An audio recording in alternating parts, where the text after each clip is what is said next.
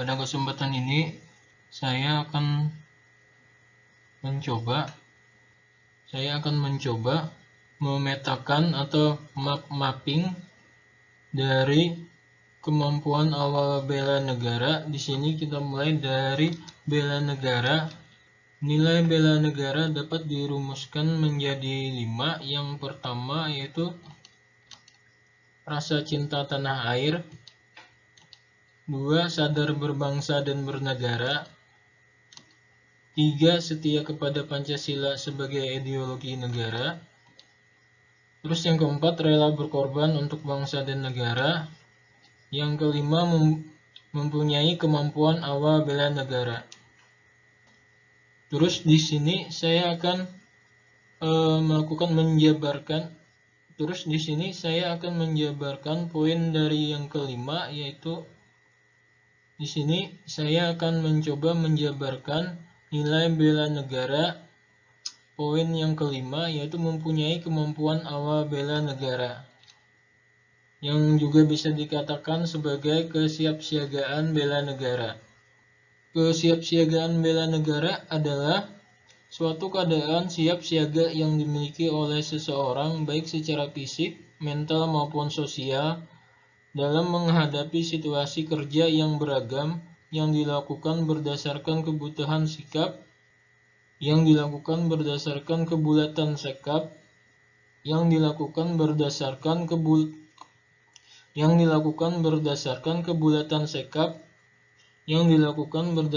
kebulatan sikap dan tekad secara ikhlas dan sadar, disertai kerelaan berkorban sepenuh jiwa raga yang dilandasi oleh kecintaan terhadap Negara Kesatuan Republik Indonesia (NKRI) berdasarkan Pancasila dan UUD tahun 1945 untuk menjaga, merawat, dan menjamin kelangsungan hidup berbangsa dan bernegara.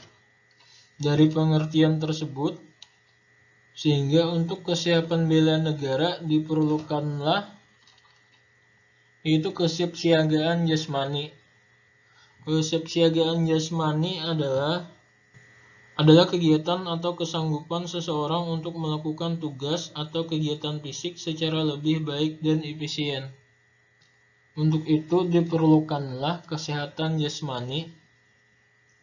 Kesehatan jasmani adalah kemampuan tubuh untuk menyesuaikan fungsi alat-alat tubuhnya dalam batas fisiologi terhadap keadaan lingkungan dan atau kerja fisik yang cukup efisien tanpa lelah secara berlebihan, yaitu dengan cara menjaga kebugaran jasmani.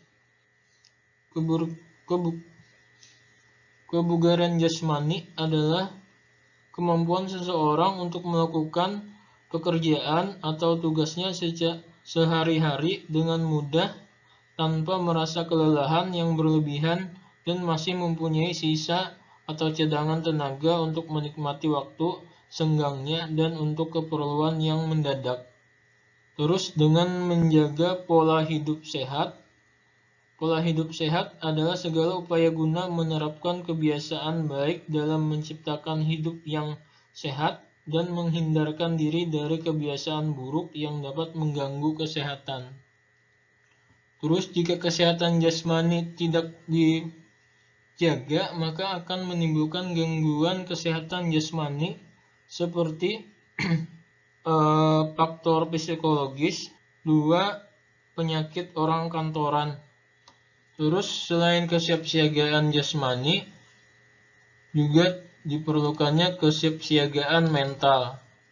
Kesiapsiagaan mental adalah kesiapsiagaan seseorang dengan memahami kondisi mental, perkembangan mental, dan proses penyesuaian diri terhadap berbagai tuntutan sesuai dengan perkembangan mental atau jiwa, yaitu kedewasaannya, baik tuntutan dari dalam dirinya sendiri maupun dari luar.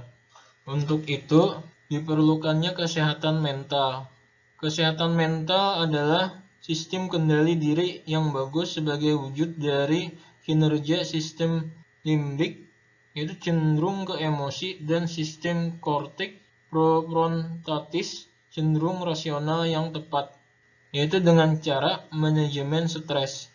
Stres adalah ketidakmampuan seseorang untuk menyesuaikan diri terhadap perubahan yang terjadi pada dirinya maupun terhadap lingkungannya, atau respon tidak spesifik dari tubuh atas berbagai hal yang dikenai padanya. Terus untuk menjaga kesehatan mental juga dengan cara menjaga emosi agar tetap positif. Terus juga dapat dilakukan dengan memaknai hidup. Terus untuk kesiapan bela negara, yang lainnya adalah menjunjung kearifan lokal. Kearifan lokal adalah hasil pemikiran dan perbuatan yang diperoleh manusia di tempat ia hidup dengan lingkungan alam sekitarnya untuk memperoleh kebaikan.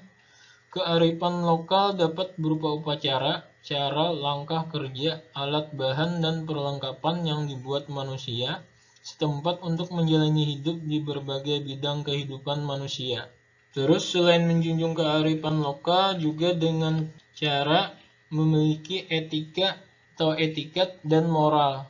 Etika dapat juga disimpulkan sebagai suatu sikap dan perilaku yang menunjukkan kesediaan dan kesanggupan seseorang secara sadar untuk mentaati ketentuan dan norma kehidupan melalui tutur, sikap, dan perilaku yang baik, serta bermanfaat yang berlaku dalam suatu golongan, kelompok, dan masyarakat, serta pada institusi formal maupun informal.